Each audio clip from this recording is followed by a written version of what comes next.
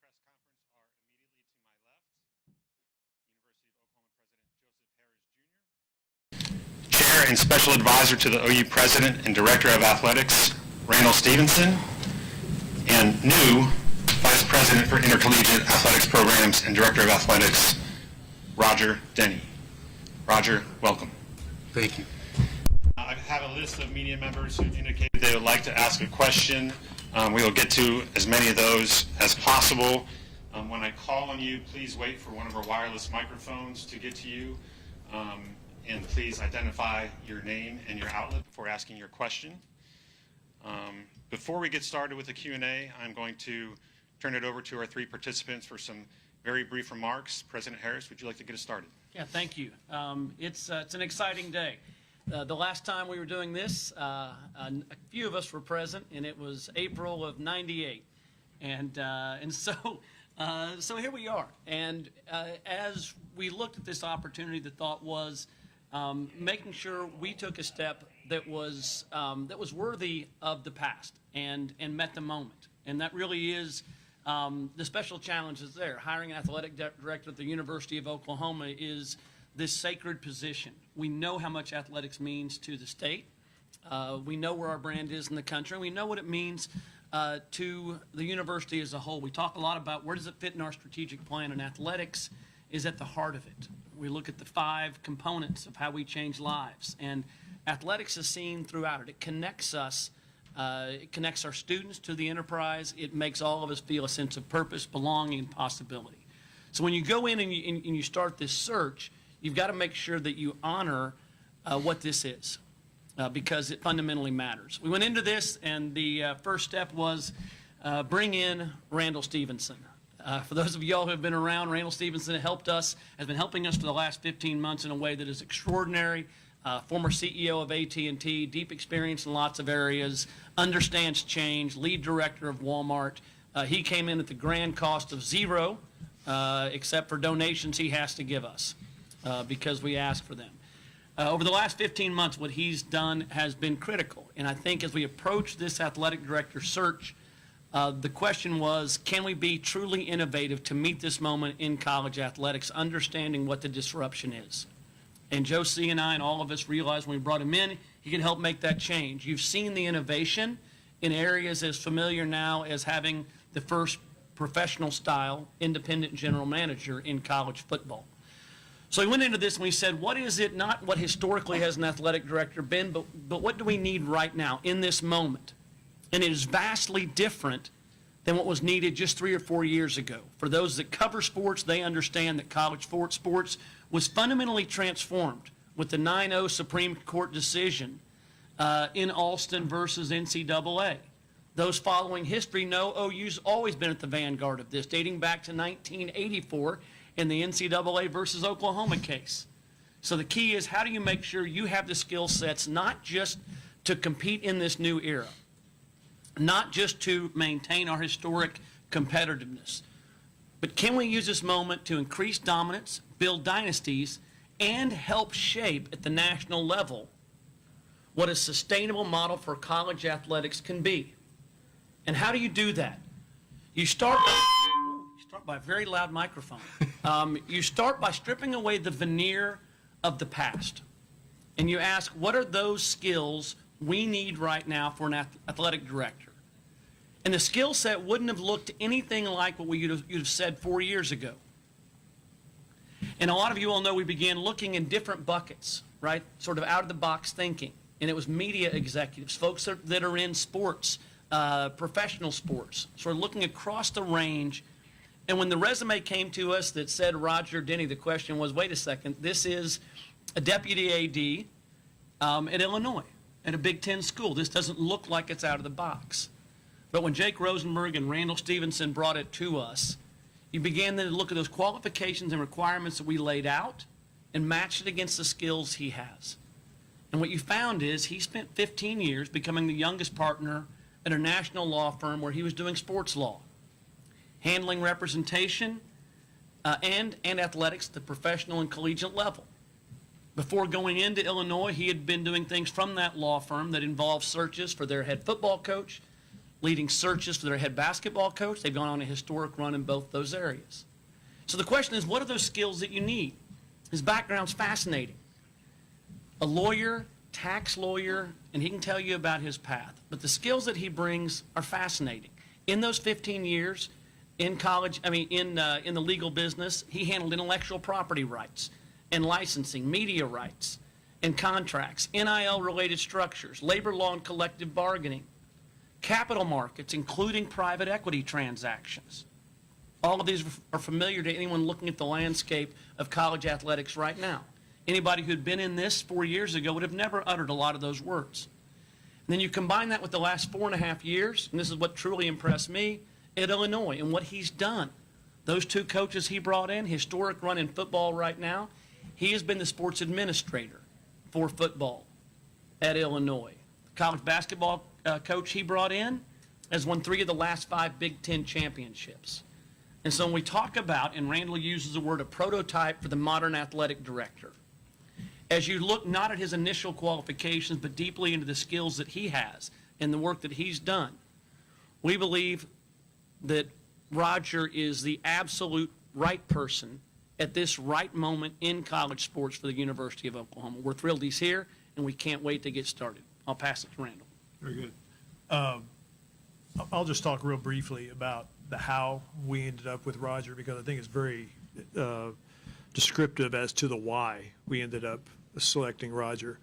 The how was really important because you heard Joe talk about the skill set that we thought we needed. We spent literally 2 months putting together a job description, working it through the Board of Regents, working it through the selection committee, and Joe and myself to make sure we were really crisp and really well defined on what it was we were looking for. And that job description's online. You can always go out and look at it. But as you stepped back and looked at that, you said, this is a very different kind of individual that we're looking to come in and fulfill this role. And so therefore we said we probably need to take a very different approach on how we go about finding this individual. We did go pick a non-traditional search firm to help do this, Jake Rosenberg and TAG. They were pretty new at this, but Jake had a lot of different kind of contacts in the world of professional sports. I had a lot of contacts in the world of media and entertainment and business, and I felt like between the two of us, we put together a very impressive candidate list that we brought before the board, and we ended up landing on this one for all the reasons Joe said. I'm not going to go back through that. But when you just go down through that job description, he filled those job description criteria better than anybody we saw. And what I really liked about it is he had a lot of really great technical background, but more than anything, he had some incredible operating chops. I mean, this guy just flat knows how to operate, and he knows how to build a plan. He knows how to put a plan in front of an organization and how to drive execution through an organization. And so I'm really excited about getting him into this role and me getting a little further out, and looking forward to working with him. So, Roger? Yeah, thank you, guys. Joe got the who, Randall got the how, the why. You'll hear a lot from me. Spent 15 years training for this job without knowing I was training for it.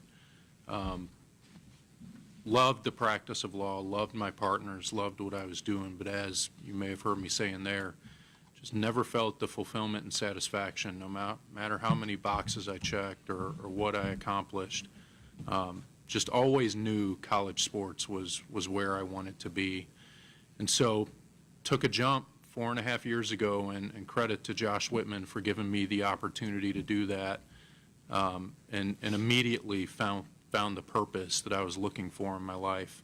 Over the last 4.5 years, I've been able to act with a purpose, and I think that's when you talk about your ability to drive execution, you can't do that unless you're absolutely committed to what you're doing and why you're doing that. And so I think that's the differentiator here. Been asked a few times, why Oklahoma? To me, that's the easiest question I'll get all day. It's Oklahoma. I mentioned up there, there's only one of these, and the more I'm around the people, the more you realize just how unique this place is. You talk a lot and you hear a lot in our business about alignment. That's in every one of these press conferences. That's a word you're going to hear. I would tell you it's not alignment here. It is all-out commitment. It's everyone I've spoken to at this university, around this campus, in this community, more recently in our athletics department, getting to know some of the staff members. They are absolutely committed to this program and the success of this program. And when you hear a university president use the word dynasty, that's when you really get excited, and that's what we're here for. Okay, thank you, guys. Let's go ahead and get started with questions. We're going to begin here in front with Jenny Carlson, and then Davis Cordova will be next. Hey, Roger. Jenny Carlson with the Oklahoman. You just hit on this a bit, but when you talked to your boys during the event earlier, you talked about taking risks. You talked about self-doubt. I mean, this is obviously a big job, and the two sitting next to you outlined just the why of that. So why is this risk the right moment for you? And then sort of the how of things. How do you plan to start to address doing this job at a time that there is so much disruption and probably will be within the department as well? Yeah, Jenny, nice to meet you. We'll look forward to working with you. The real risk was walking away from the practice of law. You know, I did that 4.5 years ago, and doing that and living in that self-doubt. You know, I walked out in July. We had our first football game that year, Labor Day weekend, and that period of time, that 2 months, call it, lived in a lot of self-doubt. I upended my family's life. We had achieved a lot of success. We were, by any measurement, living a good life, and my wife, God bless her, let me chase this thing. And when you upend not just your life, but other people's lives, that's a real risk. And I remember walking out onto our football field. We played Nebraska, and it hit me like a ton of bricks. It was the purpose that I had been seeking. It gave me that feeling that I was looking for every day. And so once you've dealt with a risk like that, and you've come through the other side of it, the rest of it kind of feels easy. The risk here is living up to the legacy of this place, and I can get really comfortable with that because of people like this that you're working with. And I see Marcus back there. I've had a good chance to get to know him, and Mackenzie's back here at the campus level. I've gotten to know Holly and Armand really well. The risk isn't all that great when you see the team that you've got around you and know that you're going to have that group to help pull you forward through this thing. So there's some risk, but nothing like what I felt almost 5 years ago. So feel pretty good about it right now. Okay, we'll go second row, Davis on the aisle, and then Tom Green will be next. Davis Cordova, Norman Transcript. Randall, I just wanted to ask you personally, when you figured out Roger was the guy for the job, just during the process. So Jake Rosenberg sent me the bio, the resume on Roger, and I don't want to exaggerate this, but I looked and I saw Deputy AD Illinois. I said, thanks, Jake. So what else we got? And Jake kept saying, no, give this a look. And so I ended up spending some time just going through the bio and talked to Jake about some conversations he had had. And after going through the bio and his background, I said, man, this checks a lot of boxes. It's not what you tend to see when you look at a deputy AD's resume, the kind of background that he has. And so I said, okay, we ought to have a conversation with him. And so Jake did an interview, and we used a really interesting approach on this search. It's Jake and I started doing this with the GM search when we hired Jim Nagy. And that is, we'd get a list of candidates, and Jake and one of his partners would do some interviews on Zoom and record the interviews. And so he had a recorded interview with some just standard questions. Never told me it was recorded. Yeah, the lawyers informed me he wasn't informed. That's probably a problem. I was yeah. going to say, it's fine in Oklahoma. Jenny understands that. Yeah. So I watched this unauthorized recording, and I thought, wow, man, this guy's got some depth. And so I said we wanted to meet with him. And so we had a group of candidates, 6 candidates that we brought into Dallas, and Joe came and sat through a handful of them that we thought were really top notch. And so he sat through this interview with Roger. It was 3 hours of interview. And Roger is one of these people, you're all going to find this same situation to be true. The more you interact with him, the more you realize the depth and the intelligence and the wisdom and the passion and the conviction of the guy. And what I like most is he and I speak a lot of the same language. He's done deals. He knows how to do deals. He knows contracting inside and out, knows marketing, and we had just a very natural flow and rhythm. And then after about an hour and a half, I told the other guys in the room doing the interviews, I just texted them and said, sit back, and I wanted to see how these two guys interacted and watched, two lawyer geeks go head to head. And that was really boring, but really good. They were energized by it, okay? No, I'm serious. They had a really good rapport as well. And the reality was, after about a 3-hour meeting, Roger left, and I looked, and I'd taken a bunch of notes on, even if we didn't hire him, stuff I was going to do at OU, okay? And I gained a lot of insight visiting with him. After that interview, it was really clear this guy was going to be a top candidate for the job. And, we put a couple of candidates in front of the board, and this is where we all landed. Okay, we'll go to left side for a few here. Tom Green next, and then Jesse. Tom Green, Sooners Illustrated. Roger, President Harris over there was telling us that during the interview process, he said that, you had the talent, you came off as wise and credible, but he needed to know in sports parlance if you were a dog. He left us with a little bit of cliffhanger, so I'm just curious, how did you convey that to him or handle that response? Tom, good to see you. My guess is I probably used some words I can't repeat here. But ultimately, I think the answer is you're not willing to accept anything but going out and winning, and that all-out commitment and just the unwillingness to accept anything but the absolute best. I think when you take that and you match it with a lot of confidence that we're not going to do anything but the best, I feel really, really good about where this program is headed. I haven't shied away at all from conversations about dynasties. I think that's what Oklahoma deserves.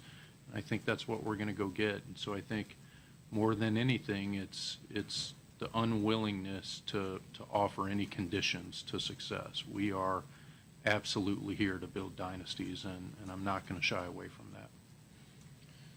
Okay, next to Tom, we'll go to Jesse, and then we'll go to Joshua. Jesse, go ahead. Hi, Roger. Jesse Grayman, OU Insider. Roger, obviously with your experience with the football program at Illinois, I just wanted to ask you about Jim Nagy and his front office staff here. Just what has been maybe your perspective on the last few months, what they've assembled, how appealing was maybe that during your decision to come here, and just how do you envision working alongside that front office with the football program? Yeah, Jesse, thanks for that.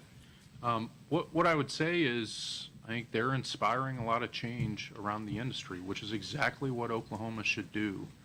Our front office at Illinois is not a heck of a lot different, though. We have, over the last couple of years, built a structure that's similar, if not by a different name. And so what you see at Illinois is a college recruiting group and a high school recruiting group and a separate evaluation group, and we've gone to great lengths to separate evaluation and recruiting from coaching to allow our coaches to do what they do best and really flourish. And we've had similar level of success as what you guys have experienced here. And so it's a slightly different model than what I'm accustomed to, but ultimately the principles behind it are very similar to what Coach Bielema has been building since the day he walked in at Illinois.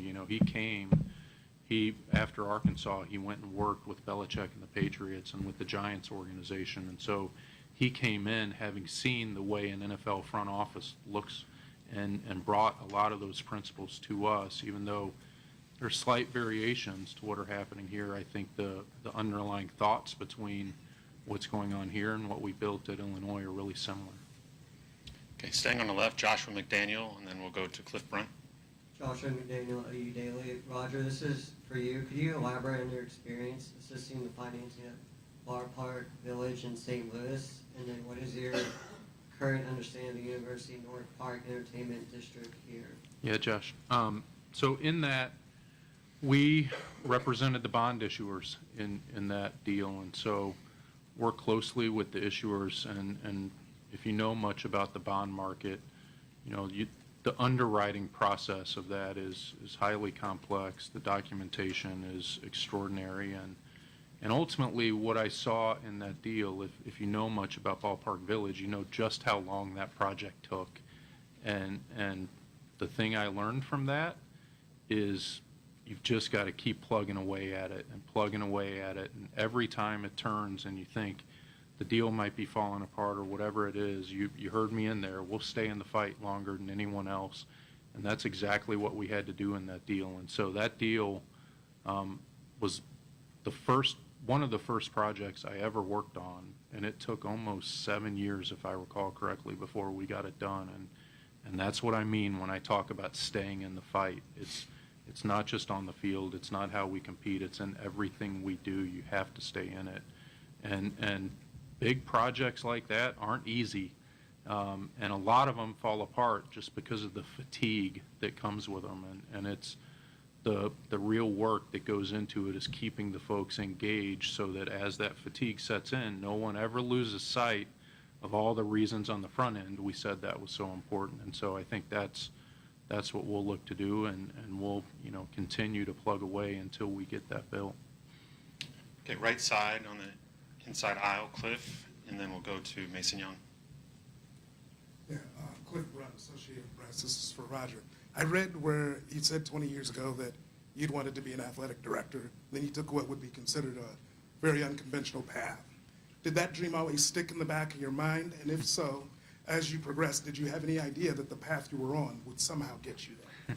Cliff, it's a funny story. I see my mom back there. She'll remember this.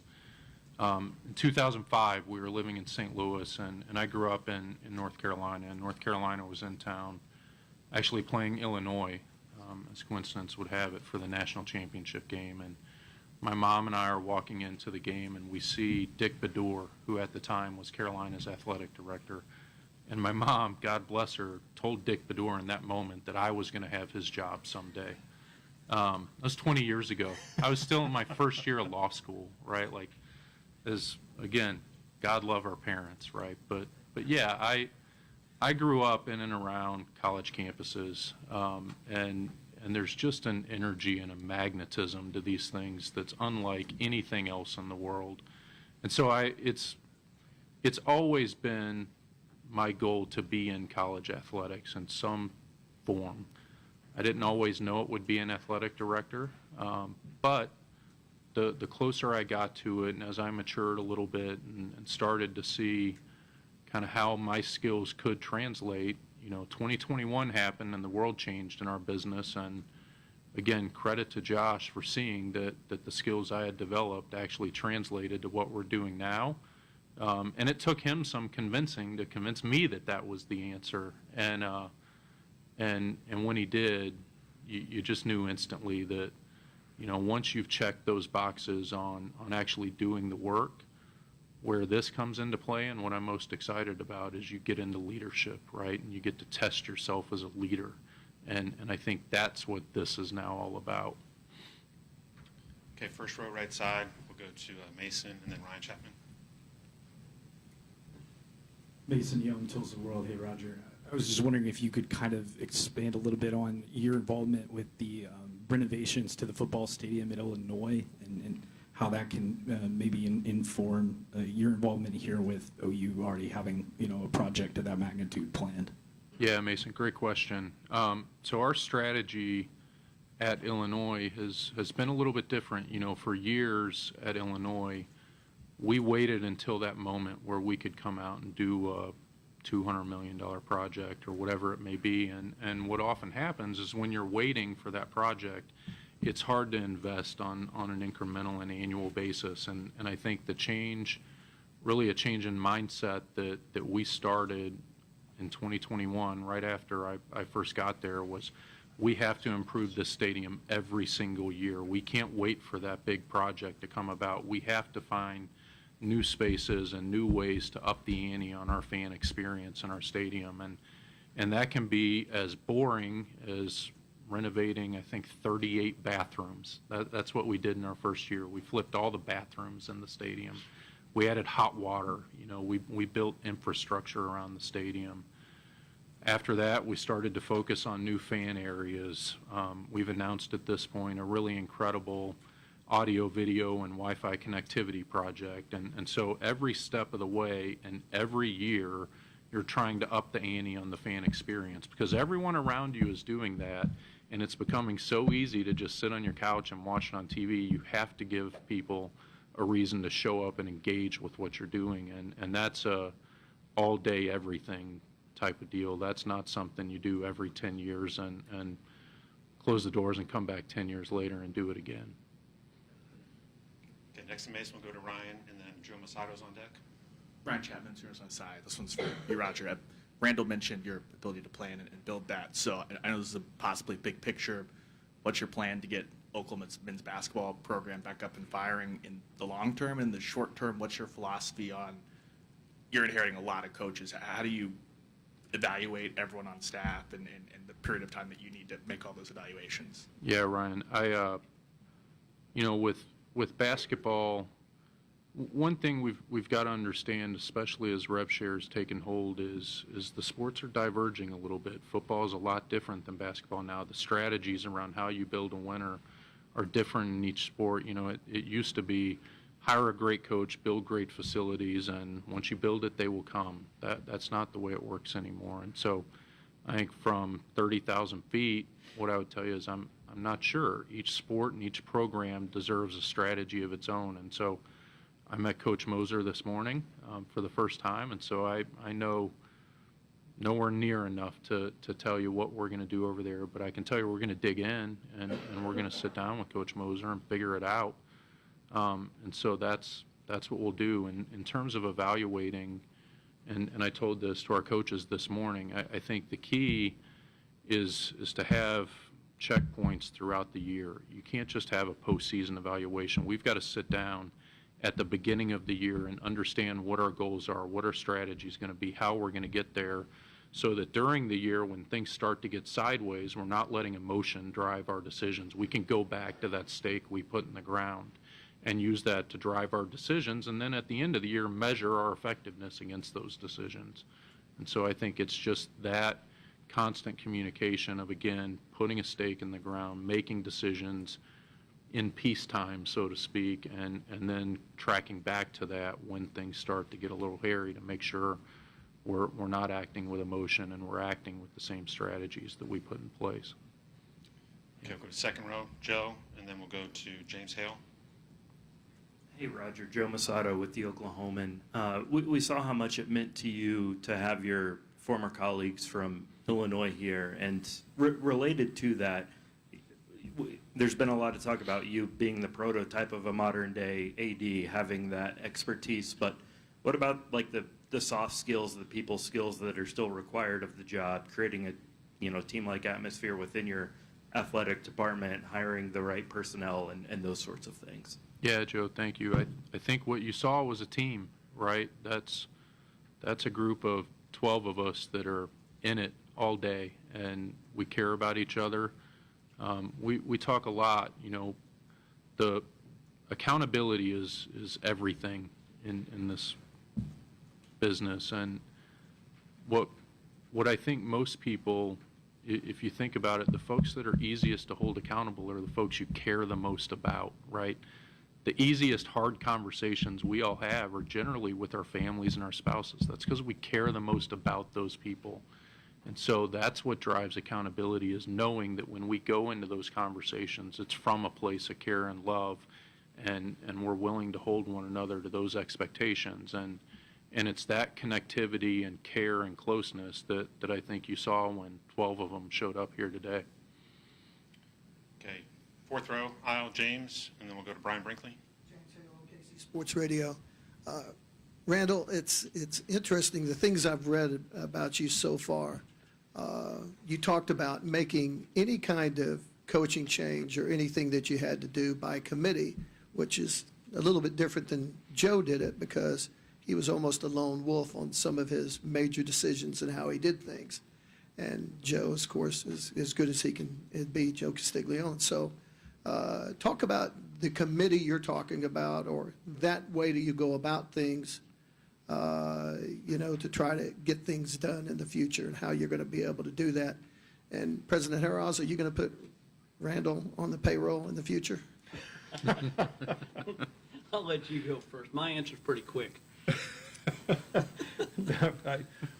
He needs to step into the role, right? And I'm here to support these guys in whatever way they need my help. But right now, we need to position Roger into this role and let him establish himself within the organization. Now, you said Randall when you asked the question, but you meant Roger, right?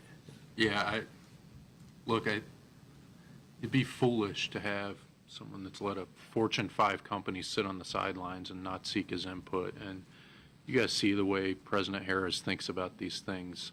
To approach decisions, especially major decisions, with such hubris that I wouldn't benefit from the input of guys like this, that's not how we're going to operate. I think when you got good people that think and act like these guys do, you have to rely on them to help get you through the hard decisions.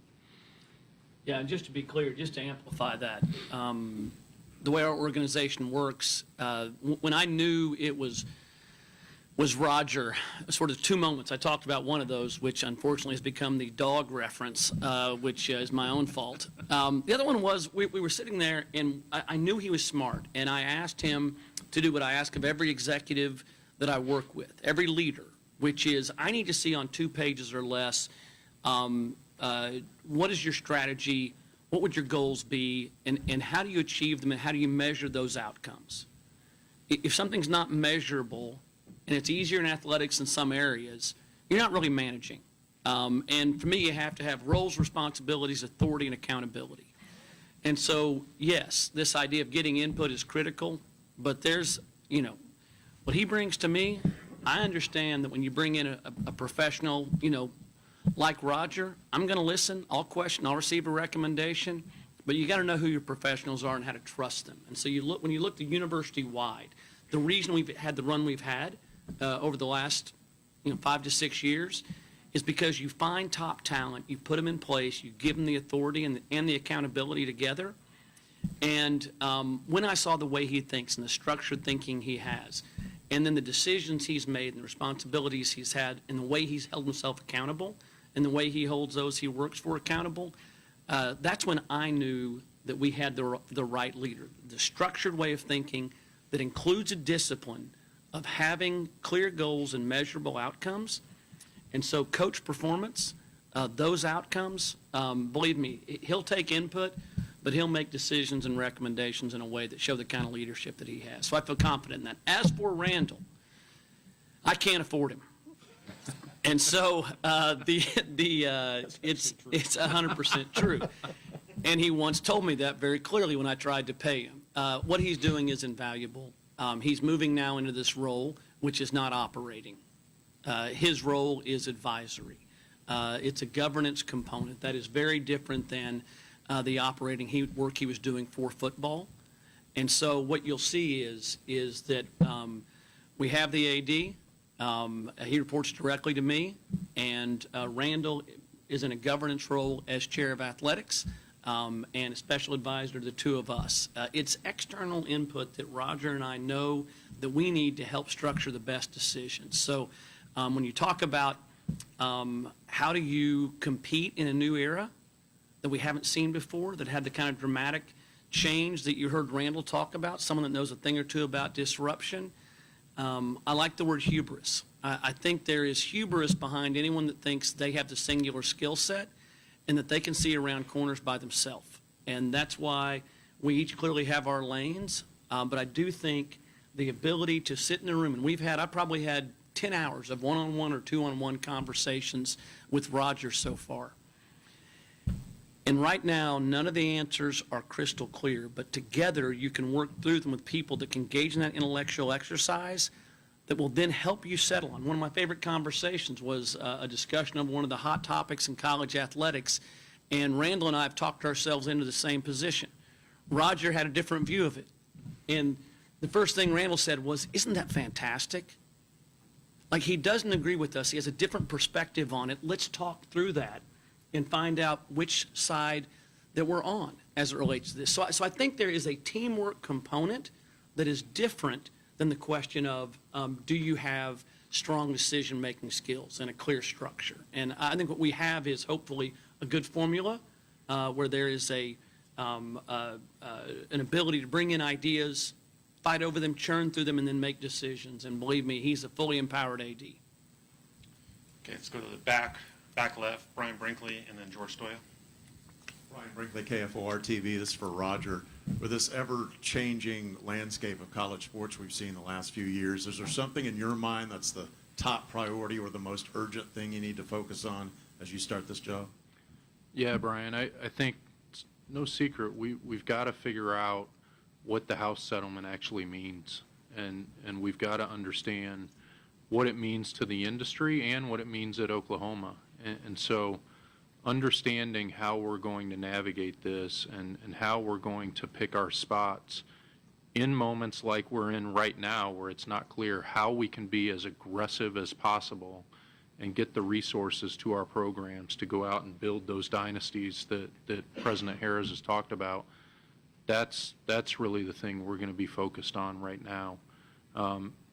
The stuff that's always mattered will continue to matter. Hiring the right people, building great facilities, supporting our student athletes, all of that matters, but all of that's table stakes right now.